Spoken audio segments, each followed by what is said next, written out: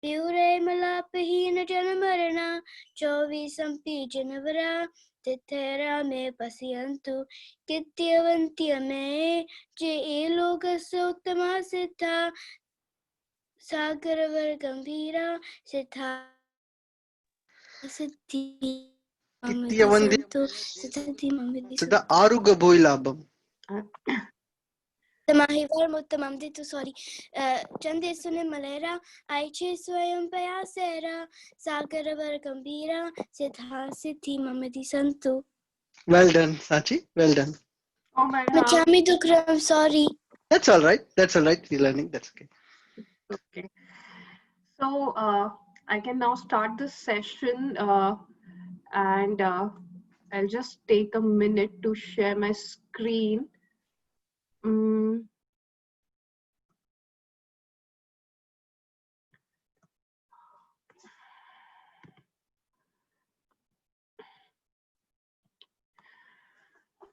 Hope you are all able to see my screen. So kids, we will very much stick to the same schedule like we did last time.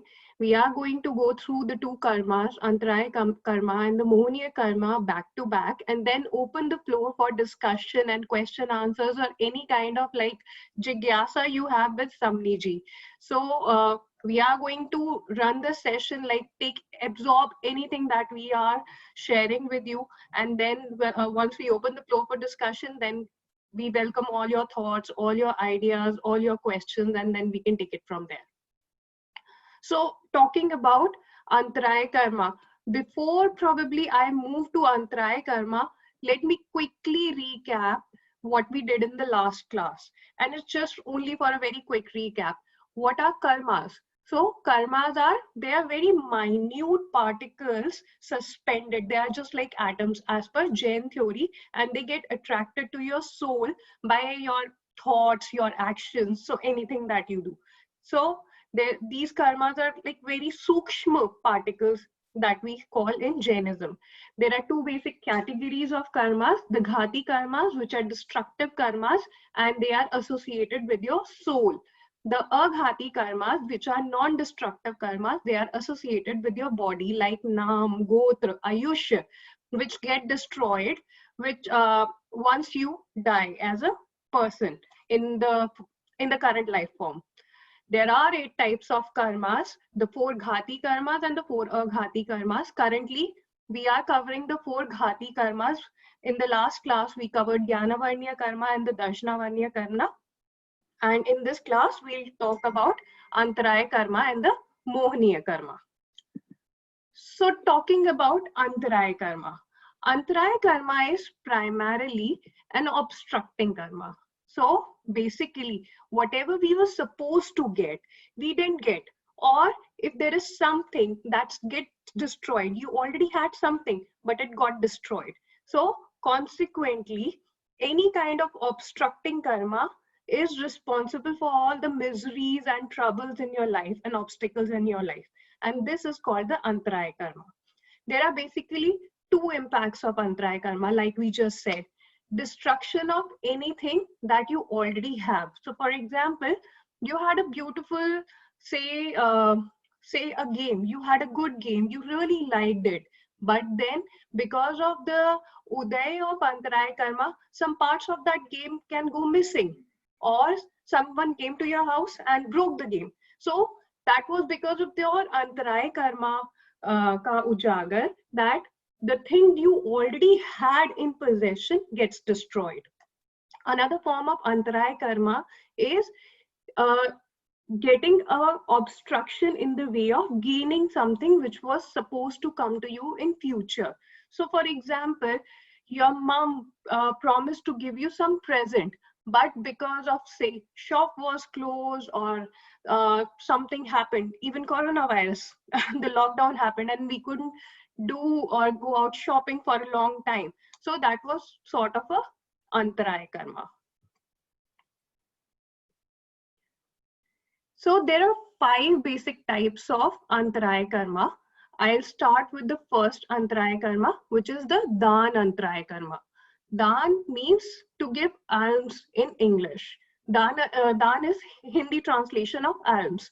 So The reason for bondage of this Antarai karma is basically if you would have obstructed someone from giving any sort of a charity. So what does this Antarai karma do? It hinders dispensing any kind of alms or any kind of good thing that you wanted to give. So one such example could be, for example, in India, we have Muni Maharaj come to our houses for gochari, and although with Samnijis we are quite relaxed that while we are giving we can still like switch on things and switch off things, but it's not so in India. So while someone was trying to offer gochari to Muni Maharaj, suddenly uh, a child comes running and hugs his mom. It's an Antarai. Muni Maharaj would not take your gochari then. So even though you had the desire to donate, you cannot do it. So that is form of a dan Antarai. Next we have the labh Antarai. Labh is something that hinders you from receiving something. For example, you were capable of receiving a present or you were capable of receiving a gift, but due to some reasons, you are not able to get that. I'll go back to the same example of like your mom promised you a limited edition game on getting good marks. You got good marks and the game is already there, but once you go out into the market, it's stock out. So even though you are eligible for that game, the game is there, but you cannot buy it because it's stock out. So this is the Labh Antarai. Labh is again a Hindi translation of the reward. So the reason for the bondage of this karma is probably if you would have created some sort of an obstacle for other person or created some sort of a trouble when someone was receiving a gift, then this kind of a karma is bonded. For example, your friend was giving a gift to someone else. You said, why are you giving this gift to that person? He's not worthy of that gift. So such a kind of thing leads to the bondage of labh karma. Third is the bhog karma. It hinders enjoyment of something which can be taken once. These are applicable to edible items. Why do we say just once? Because, for example, you have a mango. Once you have eaten that mango, it goes into your tummy and this cannot come back. So every item which is once consumed cannot be reconsumed. So that is what it's called the bhog antarai. And if you are obstructing someone from eating or drinking something, this entitles you to get attracted to the bhog antarai karma. And one classic example could be some rich people, they can afford everything in life, but they have some sort of like diseases like diabetes or something like that they cannot enjoy sweets or some other restricted, they are restricted in terms of eating food. So that is because of the bhog antarai which has come into practice. Next is the upbhog antarai karma. Upbhog antarai karma is when you have relaxation in terms of consuming a thing. This is mostly used in terms of non-edible things, something like accessories, clothes, toys, something that you can keep on using repeatedly. Again, the concept remains same. If you would have created an obstruction in the enjoyment of these upbhog things for someone, then or even by mere feelings of being jealous by someone's possession, then you happen to bound these upbhog karmas. There is an interesting picture you can see here that your friend was buying something that was really nice, you loved it, and then you said, I wish I could buy this stuff. The mere thought of having this thing that I wish I could do this thing and then being jealous of it, it actually leads to binding of upbhog karma. Virya karma. So the Virya Karma, Virya is the Hindi translation of the word energy. So the Virya Karma, it hinders your willpower. It might be the case that you wanted to do something, you desperately want that thing to happen, but then you are not really enthusiastic about this thing. So, for example, uh, you wanted to study hard for maths probably, and you want to get good marks, but whenever you start studying maths, you feel like, oh my god, I have been studying so much, but then nothing is coming over, so let me not study. And or I mean, like, you always try to find reasons to not study that thing. So that is because of the Virya Antarai Karma. And the reason for bondage is probably you would have discouraged someone or demoralized someone in doing some activity that leads to the bondage of the Virya Karma.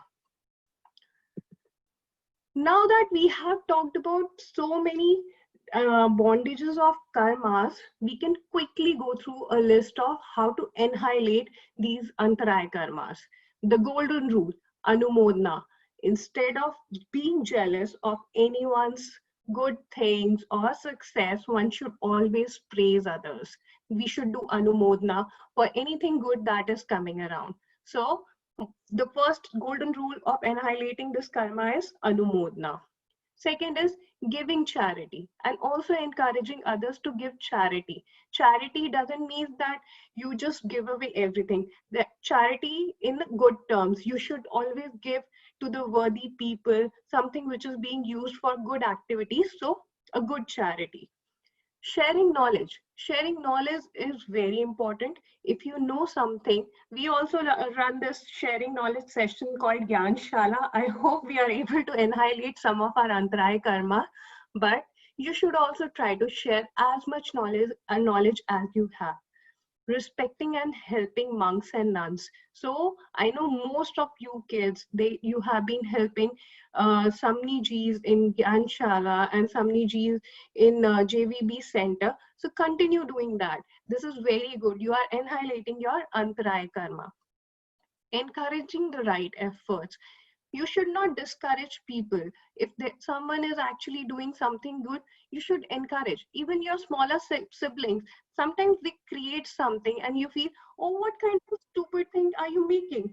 So don't discourage the younger kids. They might be making something which might look funny, but they are in the phase of experimenting a lot of things. Hence, encourage and helping others and by being kind. I think most of the kids resonate with this thing that helping others and being kind is very important. You all are very kind children and you always help each other. It's just like reiterating what you have been doing. Thank you, children, for your patience. I will now ask Dinesh to present Mohniya Karma.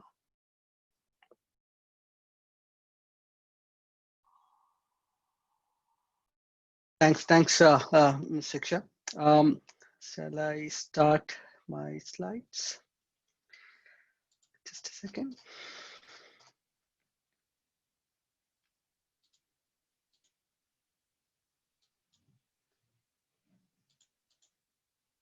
Are you all able to see my slides?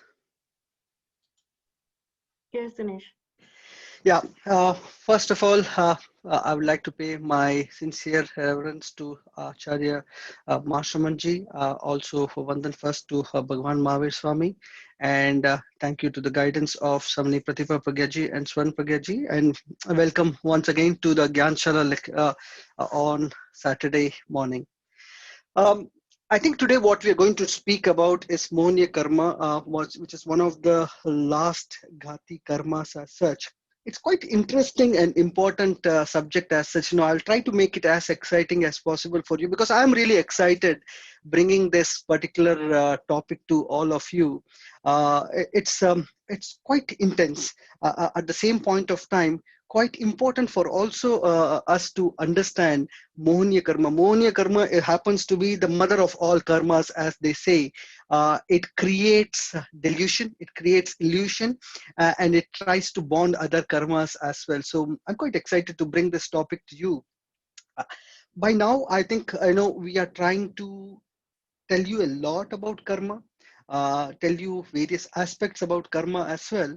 But as you are trying to learn little bits of it about karma, you would have no last time when Vikas uncle was trying to explain it, when Prachi auntie was also trying to explain you, we were talking in terms of various aspects about karma. That's karma in what is the definition of karma in various terminologies, whether it's Hinduism, whether it's Buddhism, whether it's Jainism. As such, we try to distinguish those as well.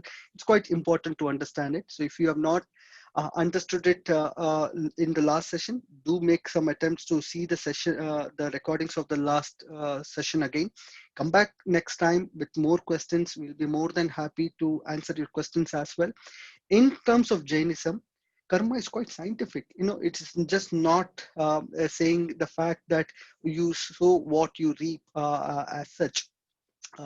It's you reap what you sow. Sorry, you reap what you sow as such. So it's quite scientific in nature. It's the amount of literature, the amount of knowledge we have in Jainism about karma is beyond any kind of religion what you would have. And more you learn, the more you get knowledge about it.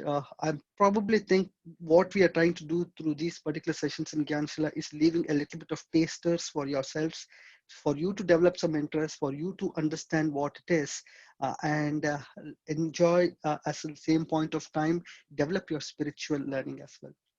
We've spoken multiple times about the karma. I will not inundate with you. It's a subtle physical energy which gets attracted and attached to the soul as you do good deeds. Could it be in your thoughts, actions, or words as such? So definition of karma, you already know, or you should start to know as you go through these particular Gyanshala sessions along with us. Yeah, the effects of karma can be identified in four specific ways, which is either it covers some things, it dilutes us from certain things, it blocks us with doing certain things, or causes favorable or unfavorable situations as such. So there are cause and effect. So which is why it is scientific in nature, in my belief, is that when the effects of karma is a cause and effect, what we do can result in certain behavioral attributes which might come through. Shikshanti gave some examples as well, or all different examples which we'll speak about as well, are based on the fact that there are cause and effect. And these cause and effects could result in four different forms, which we are looking at covering, whether it's diluting, blocking, causing favorable or unfavorable situation, and could be related to any specific aspect. Covering could be not having an eyesight is also part of a covering, not having having a blockage in terms of when you're traveling for some important work and you see there's a road works happening over there, as a result your traffic has been blocked. It's also a part of a karma as such. So how do you balance your mindset is all based on this particular karma, which is what we are trying to learn over here.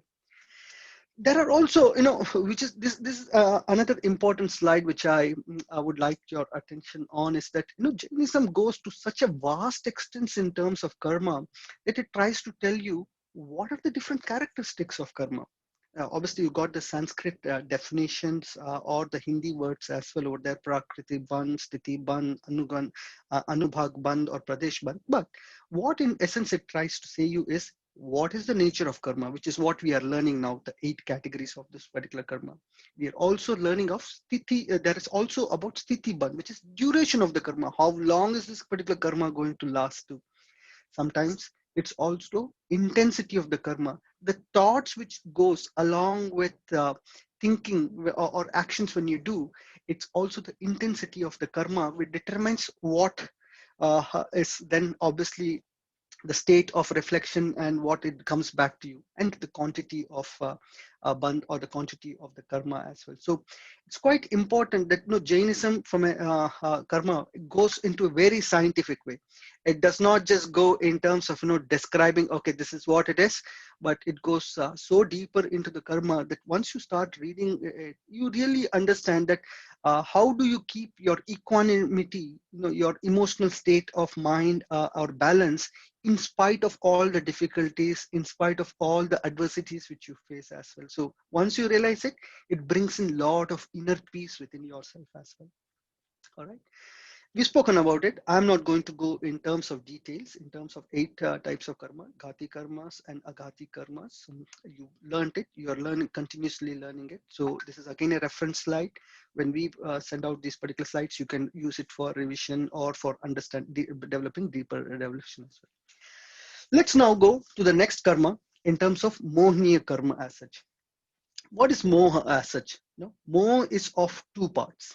It's either an attachment, which we call as a rag, or something which is related to hatred, could be related to dvesh. Rag and dvesh are the two different forms of moha, which basically colludes or creates an illusion in terms of our consciousness.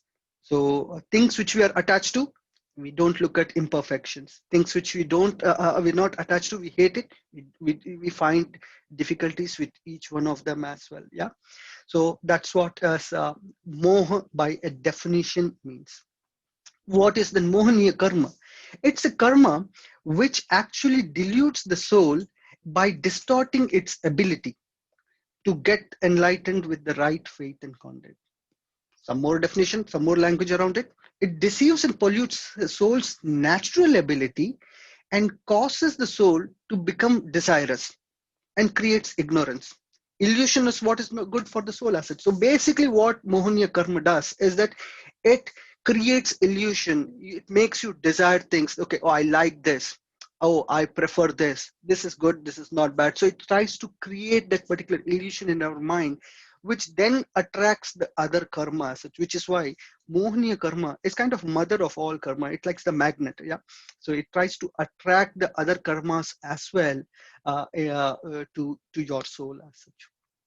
Okay, I'll give you I think to describe this particular Mohaniya karma, there is a good enough story which I would like to present in front of you. You see this monk. This is a monk who is standing on his single leg. His name is Prashant Chand Rajarshi. The story goes that there was once a king. His name was Prashant Chandra. He, after being a famous king, very famous king, had a great rule of kingdom as such, he decides that, okay, my time is going to come to an end. So I'm going to now renounce this particular world. I'm going to become a monk. So he gets inspired by Lord Mahavira, becomes a monk, and he says that, okay, I need to, because I have killed so many, being a king, I've had to wage so many wars, I had to do so many things, so I'm going to do a severe penance. The way he's doing the penance, he's standing on one leg in front of obviously in an open surroundings. So obviously he's praying to the sun, and he's obviously, in extreme heat, he's standing and praying and penance. So once there is another king, King Shrenik, passes by and sees this particular Rajarshi, or the monk now who is praying Prasanna Chandra, and he's so impressed that, it's so severe hot. I'm not even able to bear this particular heat. I need someone who needs to fan me, and I'm severely, profusely sweating over here. But this monk is praying so brilliantly. No, he must be really, really pure soul who is able to withstand these extreme conditions.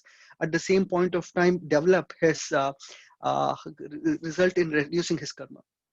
So King Shrenik goes to Bhagwan Mahavir. So you see this particular scene where Bhagwan Mahavir is sat over here, and King Shrenik comes over to him and says, Bhagwan, I just saw one of your disciples, Prashant Chand Rajarshi, who is praying so brilliantly in such a penance-full state, that he should be really, really a blissful soul as such. So I just want to ask you a question. So Lord Mahavir says what it is. So King Shrenik says that if Prasanna Chandra Muni, the monk who is there, if he were to die now, what would happen? Interesting question.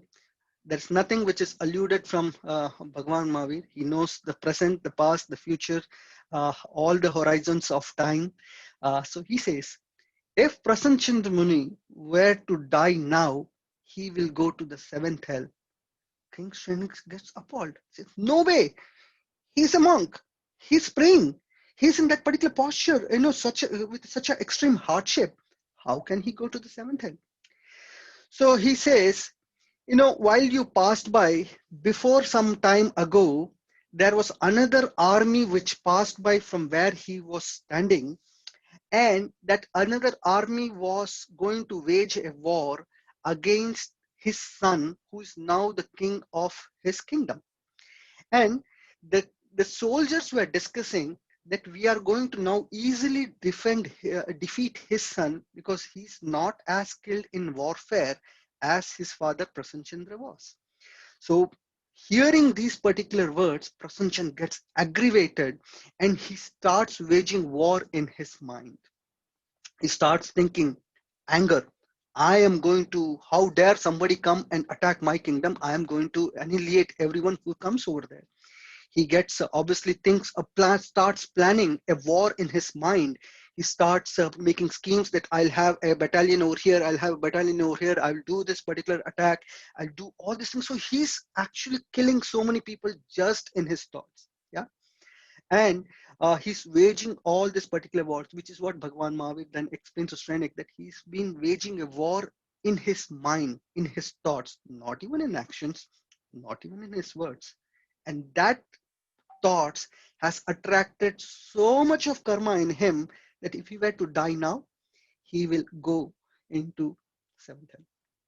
So King Srenik then changes the question and asks to Bhagwan Mahavir, hey Prabhu, Bhagwan, if there was someone who was to die now, would there be someone who will go to moksha? Then Bhagwan says again, it's Prasanchan Muni. Now King Srenik is utterly confused like you and I, saying that how is this possible? You just called out he's waging a war. He is killing so many people in his mind. How can he go now to moksha? So Bhagavan says, between the time I've been explaining you what it has happened, Prasanchan Muni, while he was waging this particular war, he had a scenario in his mind that he had no weapons. And he had the enemy king in front of him, and he thinks, okay, I've got no weapon, but I've still got my crown. The crown has a pointed thing on the crown, so I'll just take my crown and smash on his chest and he will die.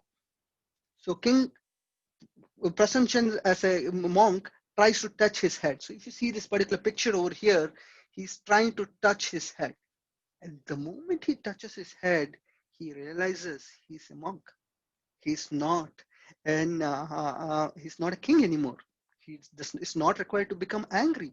He's not required to be attached. There is no hatred which should come in his mind. He tries to get devoid of his emotions and his attachment, his hatred. He tries to renunciate and ask for forgiveness for his thoughts. And he goes into such an extreme level that he gets in at that particular moment moksha. So that's what's the power of our thoughts, and that's what Mohini Karma does as well in terms of attachment, developing hatred. It creates a delusion, it creates an illusion what is not right. He's a monk, right? He was a monk.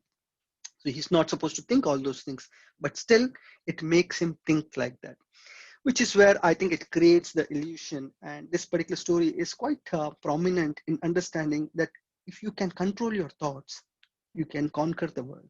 Yeah. So that's what it is. Conquer the world. It means not being the ruler of the world, but being getting towards the salvation and liberating from this particular soul is what the objective is. And when we speak about attachment as such, it's not just with respect to Jainism. Yeah, it's also called out in various other religions as well. Buddhism, Lord Buddha once said, the root of suffering is attachment. Yeah. If you look at it, the less you are attached, the more peaceful you are. Yeah. So if you're not attached to certain things, oh, this is my thing, this is my thing, this is my case, this is my stuff. The my has created a lot of wars, as it's whether it's between the family members, whether it's between the countries, whether it's between different friends as well. So it is being attached, which is what creates friction to start with. Okay, so with that, I think I'll just conclude very quickly in terms of trying to talk to you about types of Mohiniya Karma. By broad, Mohniya karma can be divided into two broad categories, Darshan Mohniya and Charitra Mohniya. Darshan is more around faith, Charitra is more around conduct. What does Darshan Mohniya could relate into? Is in terms of either wrong belief that I don't believe in certain things, or mixed belief that you're trying to mix certain beliefs as such together, or a clouded right belief, where you say that, oh, this could be right, but this is also right. So, you neither have the right belief in this particular case. And Charitra Mohniya is where it leads to different passions. Some are destructive in nature, some are non-destructive auxiliary in nature. So they're called Kashaya in the right terminology, Kashaya and non-Kashaya. So Kashaya are four types of Kashaya: anger, deceit, ego, and greed. And non-Kashaya, it says like, dislike, fear, disgust, attraction to someone or something actually as such. Those are auxiliary kind of attachments, karmas. Darshan little bit more trying to understand what Darshan means. It dilutes proper understanding of faith and its own nature, and hence results in no faith as such. So Darshan karma causes a disturbance in the knowledge of the religious truth inherent in a soul by its natural disposition. So it creates a kind of an illusion in getting the right faith. Charitra Mohniya is something which dilutes the proper conduct and generates various passions within the soul. So it obviously hinders the soul from acting according to the religious prescriptions, and obviously it creates six different passions or kashaya in terms of ability to soul to reach the get rid of its karma as such. So pretty much, I think leaving you this with this particular summary such that Mohniya karma is more which creates in terms of your detachment and illusion, attachment and hatred, and creates illusion which helps or restricts the soul from getting the right knowledge, right faith, as well as the right conduct as well. So I think that's pretty much the last slide which I had in terms of it. Yeah, before I move on, right? There are two different. This probably might be a little bit advanced at this particular stage, but it might not be as well, because you have learned the different 9 tattvas as well, and we spoke about the different bhavnas as well in our first part of this year as such. So karmas are also based on, we say that in Jainism it's quite important that to understand that karmas is based on both dravya, which is a thing, and a bhav, which is a feeling. So dravya is an apparent cause, which is nimit, or causing in the soul, which leads to bondage of karma. And bhav is something how much you do within this particular case as well. So there are various examples, various stories which we can speak to you about as well, that what is done with less of a bhav creates less karma than with an intense intent creates more karma as such. So Dravya and Bhav are apparently related to each other and create a kind of a cause and effect relationship. And it's a vicious circle which can be only broken, as you learned previously, by Samvar and Nirjara. So when we spoke about in the first half of this year's syllabus, we spoke a lot in terms of various bhavnas. We spoke about Nav Tattva and Samvar and Nirjara. So just trying to bring them all together, that the only way we can break these particular karmas are by Samvar, stopping the new karma, and by nirjara, which is trying to separate these particular karmas as such. All right. So yeah, I think this is okay. We have already covered this one. So I think with that, I hand over back to Shiksha, and we can go through the next set of activities. Thank you, Dinesh. Very well explained the entire Mohniya karma. And I think you rightly pointed out Mohniya karma is mother of all karmas. Every karma is bound by this very karma of like attachment and not being able to give away things. So thank you so much again, Dinesh. A big overhum to you. We now have Vandami back in the group to take questions from children. I'm going to allow children to unmute themselves, and we have Krita who would moderate this entire discussion. I'll quickly share my screen. The topic for today's discussion is attachment good or bad? Now that we have learned a lot about Mohniya karma, we'll talk, we want to hear your thoughts, your questions, and take your questions on like how you feel about Mohaniya Karma. And if you have any questions, Vandami is there to answer your questions. Vandami, Namam Sami Samniji. Om Arham. Om Arham to everybody. And really, you have taken very important topic today. So, is attachment good or bad? Yeah. Yes. Bahut acha. So now that you all have heard something about Mohaniya Karma, a great explanation, we're going to start our debate. Now, the topic for the debate is that is attachment good or bad? This can be attachment to materialistic things like your toys, or it can be attachment to people and family. Could I please have everyone's cameras on so I can see who wants to speak if you just raise your hand that way? Okay. Nice seeing everyone's faces. Okay. So I'm going to start us off, and I'm going to say that attachment is good because you can learn a lot from other people. Who wants to say it's bad, or who wants to argue with me? Yes, Sanji. I think it's bad because you shouldn't attach with people because you're going to leave them anyway. So it's best because you can still learn from books or scriptures. Okay. Who wants to say something towards, against? Anyone? Okay, so you can learn from scriptures, yes.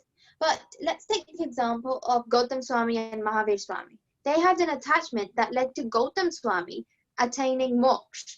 So, attaining Keval Gnan. So, is it good or bad? Yes, Janisha.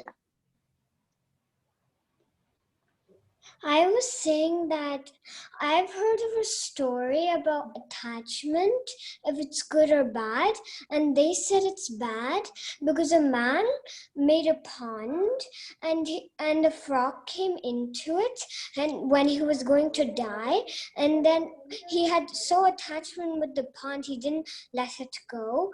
But then when he died, he was a frog too. Okay. Wow. Good stuff. So this shows us that attachment can sometimes lead you to do bad things and more karma. Vandami, would you like to add to that? Yes.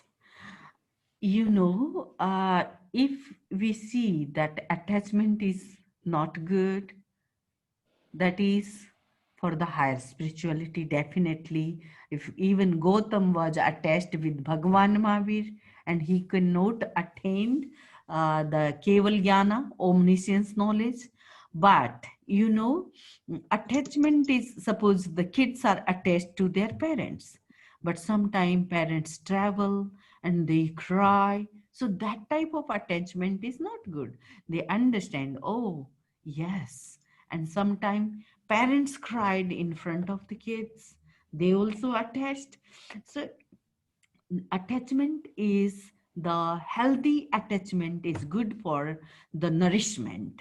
Suppose when you come from school and daddy pick from you from the school, mom drop to the school, or when you come, you are also attached. And if mom is cooking, then you can say, oh mom, give me, I will help you to make some salad. Oh mom, give me this, I will help you to pour the ghee on rotli. So something we have attachment, and then we feel, oh, my mom is working since so many long hours. Let me help my mom. Let me help my dad. So small things they do because they are attached. Your parents are attached, no matter how much busy they are, but they love you, they like you, even they tired, they try to come and pick you from school, they work for you, so many things. So here healthy attachment is good, but you are attached so much, and that is leading towards the mohaniya karma. You crying, parents crying, wasting time, not understanding well each other, and sometimes fighting, arguing. So that is not good. because Mohaniya karma produce attachment and aversion, animosity and friendliness. So nice friendliness is good. You have good friend, you share your notes, you talk to them, you finish your work with them, your homework with them. But when with the friends you are so much attached, without them you crying, and then you see sometimes you compare your thing with them and then you cry. So these type of things is in attachment or in aversion is not good. So I say attachment to a certain degree is necessary to be in this world. Wow, very nicely summed up, and I hope that answered some of your questions. So, what Mandami said is you can have good and bad types of attachment. Would you agree that attachment helps you in the long run, or does it not? Who thinks it helps you in the long run? So, in terms of Jainism as well, so in attaining moksha. And who thinks it doesn't help you in attaining moksha? Yes, Shaurya. The reason it doesn't help you in the long run is because, let's say you have too much attachment in one life, you'll start to build up Mohaniya karma, and then if you build up Mohaniya karma, it'll take you more time to reach moksha. But attachment in the short run is good. Let's say you're only attached with someone for one life, because then you need to be attached with someone to grow, otherwise you'll just not grow, you'll just stay the same. Yes, very good point, Shaurya. Okay, Henna, would you like to add anything on? What do you think about attachment? I think if you are attached to something for too long, it's not that good, because suppose if you got a new toy or something and you were really attached to it, and if someone comes at your house, around your house and touches it or looks at it, you could get really angry with them and they would get upset, you would get upset, and it would lead to an argument. But if you're attached to things in a good way, in a way you're attached to doing homework, so you like doing it, it's good because you want to study, you want to do well in your grades and stuff. Okay, so you brought on a good point about being attached to materialistic things. We can move on to that topic now. So are there some things that it's good to be attached to? Or is attachment to all materialistic things bad? Vritti, what would you say to that?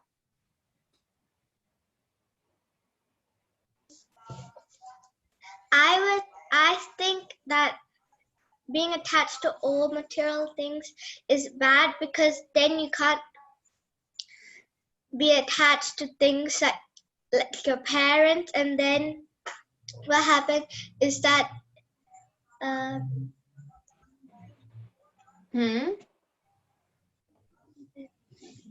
Okay, so being attached to all things is bad. Okay, can you give me an example of one thing it's bad to be attached to? like being attached to your toys is bad, because then you feel like you don't want to share with anybody, and you'll feel like it's only yours, so only you can play with it. Okay, so it brings on feelings of jealousy. Nishita, what would you say to this? What do you think about attachment?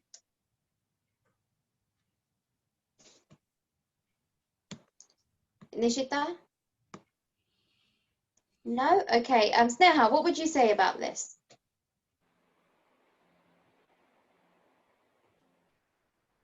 Arna, what would you say about attachment? Do you think it's good or is it bad?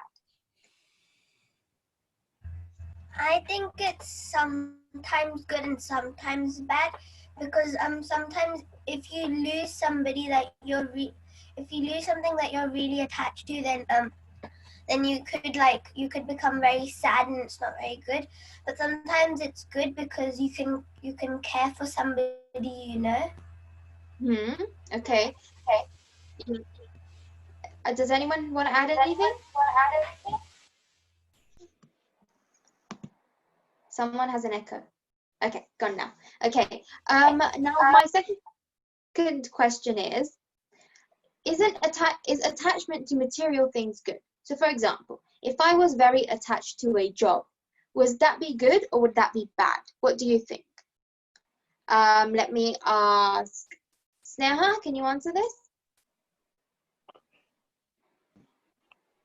No? Okay. Vivek, would you like to answer this?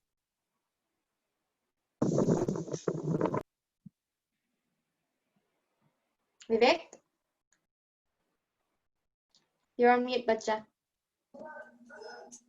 What do you think about attachment?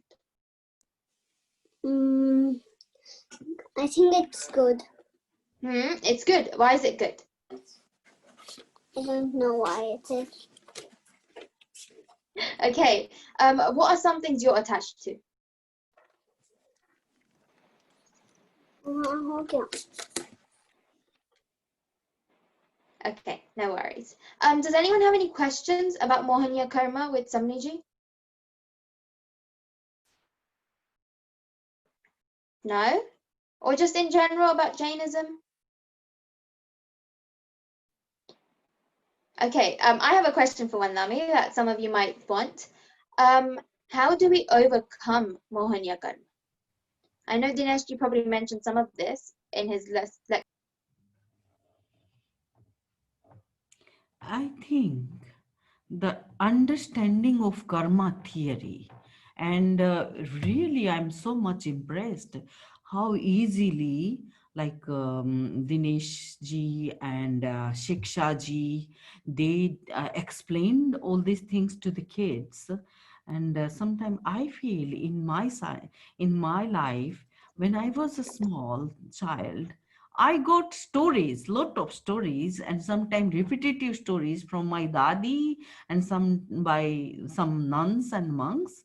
But I got less opportunity to discuss something as you are so freely discussing and making things clear, like how and why. So Monia Karma is a glue.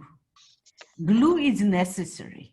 Something we want to make in this world, we need a glue. And that glue is quick fix and other type of, so many types of variety in the glue. But you know, at certain level, we don't need that glue. We want to be bit free. So similarly, at the beginning, there are some sort of discipline, and that discipline create aversion, dvesh in us. And parents are doing out of their attachment, because parents are saying, oh, don't do this, don't do this, don't do this. Anybody, your friends, parents, they ask you so much? No, because they don't have attachment. Only your parents are asking. Sometimes we think, oh, my parents are not so good, my friends' parents are good, because they never ask us, don't do this, don't do this. Why our parents asking us again and again? Out of attachment. And that attachment is healthy attachment. Suppose, Krita, when you was only 5 years old or 10 years old, so many instructions from your parents. But Yeah. now, do you feel now you are in the high school, same sort of instructions? No. No. And now very few minimized instructions. Sometimes you miss, sometimes you feel, suppose you did something wrong, and at that time parents think, oh, not to tell her now, let her own freedom, and then she will realize this is wrong. And that moment your parents kept quiet, and then you feel, oh, why not parents saying me, it is their, like I need that.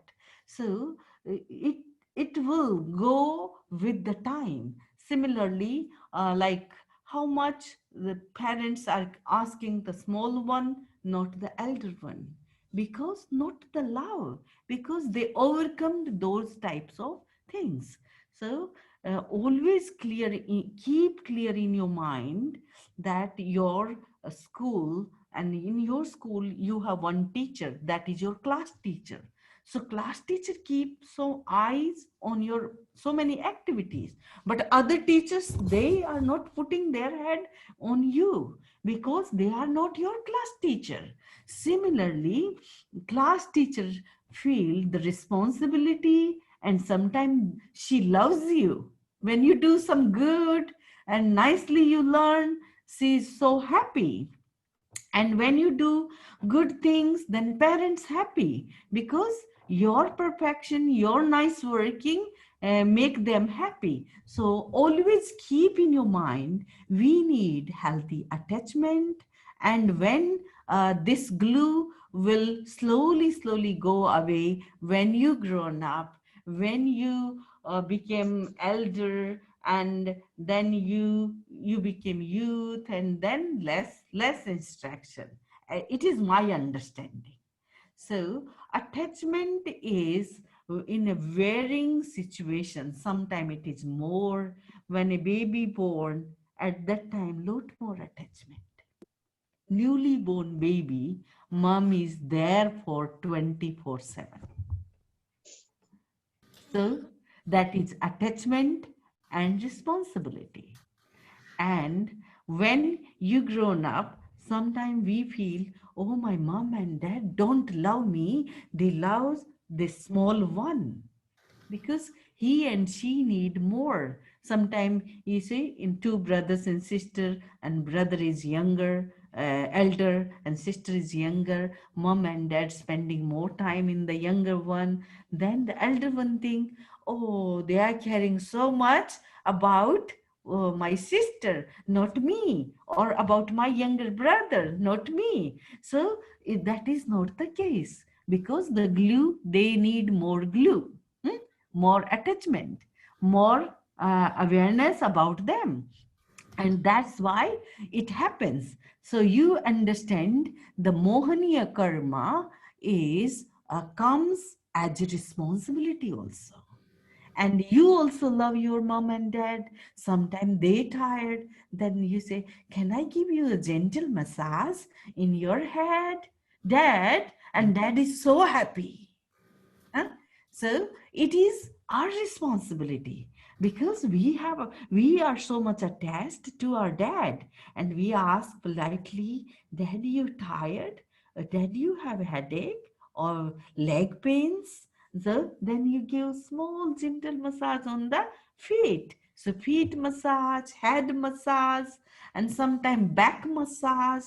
So all these things helping mom and dad. So that is kids' attachment to their parents. Similarly, we have nuns. So whenever I get headache, then Chote Samni ji, she come, can I give you a massage or pressure points on your fingers? And she can cure my headache in few minutes because she loves me and I love her. So that is also moha karma, but very much we understand it. We are not forever with these relations, with this life. But always be kind, be gentle, and always help them. And this help make a big change in our life. And your helping hand get so much blessing from the parents, and that blessing works throughout your life. Is it okay, Krita? Yes, a very nice explanation, Vandami, especially for the kids in a way they can apply it into their own lives. So now maybe you understand why your parents tell you some things that you might find annoying, but then you find out that they're actually helpful. So just before we end off, we have a few announcements. Can I? Yes. Yeah, I think attachment to things and attachment to people naturally happens as we are closely involved and interact with them. At the same point of time, sometimes you might also get attracted and attached to certain situations as well. Uh, Yes. we were speaking in terms of four qualities in terms of Mohaniya karma, and when we speak about the Charitra Mohaniya karma, anger, deceit, ego, is speaking about it. I think to be successful in various walks of life, whether it's in a student life, whether you are in your professional life, you take many examples which you will see in the world today. People who have been most successful have been the people who have been humble, who are able to control their emotions, whether it is anger, whether it is greed, whether it's an ego at that particular stage, who have been able to control them. Well, you see the world's richest person, or one of the most world's richest person, Bill Gates. He's so humble. You speak to, when you listen to him, some of his speeches, he comes across as such a humble person. He does so much of charity and donations. I'll give you another example of sports.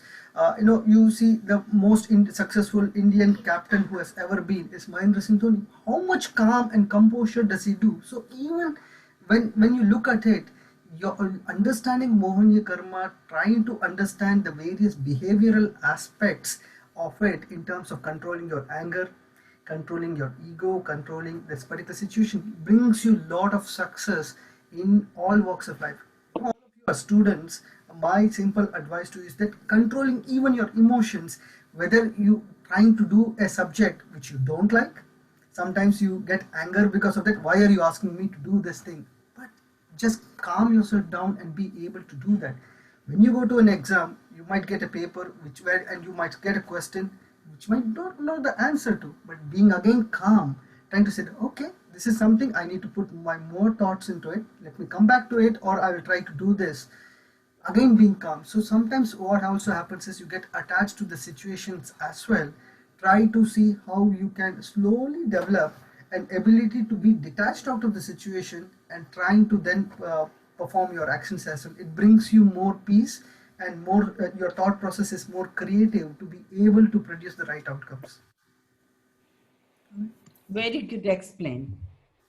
And very good examples you have given, Dinesh, today. So it is really helpful for the grooming of the kids. And karma theory is not only a dry like dust. Karma theory has a lot more incidents, as one of our students explained about how one is so much attached and became after human being, he became a frog. So it's really interesting. I was moved. And now, Shiksha, do you have announcement, or Krita, who is going to do announcements? Yes, Vandami, Krita is going to do some announcements, and then we can pull the hands for your Mangal part. Yes, thank you. So our first announcement would be that we are trying to gather all your data for our database for Gyanshala, so that when there's new events coming up, we always contact our JVB kids to participate. For that, we would like you to submit ID pictures of yourselves to either me or Prachi Auntie or Shiksha, any of our Gyanshala teachers, so we can put you on our database and keep in contact with you. So they're just little pictures you have to send to us with your face on it, preferably by yourself. So that's one announcement. A second announcement would be that we have created Gotham Group. Now this group is going to be happening every Saturday from 10 to 10:40 for those between the ages of 3 to 5 who want more interaction, more support, and just want to learn the basics of Jainism. So if you have any younger siblings, please do let them know and let them join in. And lastly, on my side, would be that please keep filling in your activity points tracker for September. The deadline is 31st of September. Please keep doing all the tasks and filling out your points. You even get 30 points for joining this session today. And on 31st, we will gather all these in and then let you know who the winners are, putting your name on the website. Thank you. Over to Shikshaji or somebody. Thank you, Krita, for all the announcements. Vandami, over to you for Mangal part and the closure of session. And also, I would like to announce that on the 27th of September, we have spiritual harmony, and we will pick those who sing well and want to sing two students, one from the Gyan group, one from the Darshan group. So one student from Gyan and one to Darshan. And also it is amazing because we have this spiritual harmony, especially in this lockdown. Whoever's birthday came in August and September, so all the birthday collectively and different way of birthday, how to celebrate birthday. Though you have already celebrated at home, but we will do here through the spiritual harmony. And also your parents' anniversary, so they will also get blessed here in the spiritual harmony. And you can send your photographs, so we will add your photograph in our blessing, and that will be an amazing event of spiritual harmony. So some of our people, they will sing, and some kids, so given 2 kids singing, so be aware of that.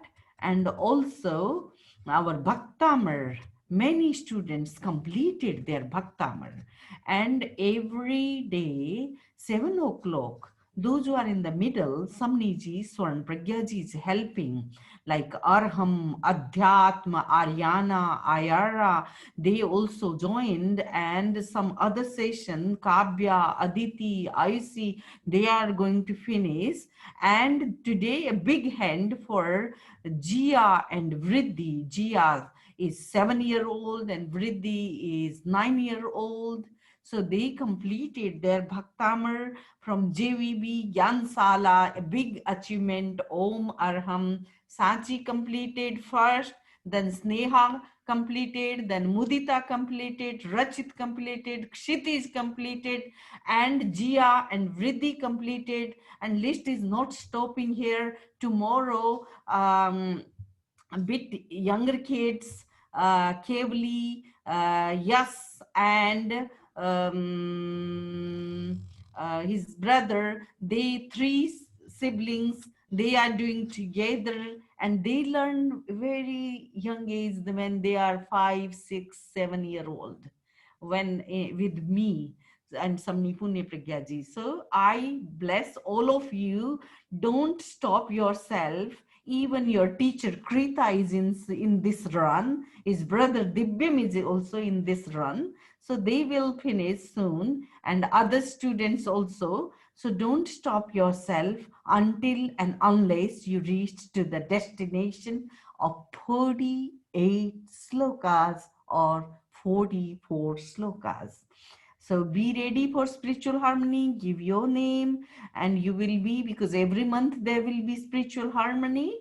And now I conclude with Mangal Part. Fold your hands in prayer pose, and thank you all teachers and the presenter teachers, Dinesh and Shiksha, and debate Krita, and Om Arham. Chattari Mangalam, Arhanta Mangalam, Siddha Mangalam, Sadhu Mangalam, Kevali Pannattu Dhammo Mangalam. Chattari Loguttama, Arhanta Loguttama, Siddha Loguttama, Sahu Loguttama, Kevali Pannattu Dhammo Loguttamo. Chattari Saranam Pavajjami, Arhante Saranam Pavajjami, Siddhe Saranam Pavajjami, Sahu Saranam Pavajjami, Kevali Pannatang Dhammang Saranam Pavajjami.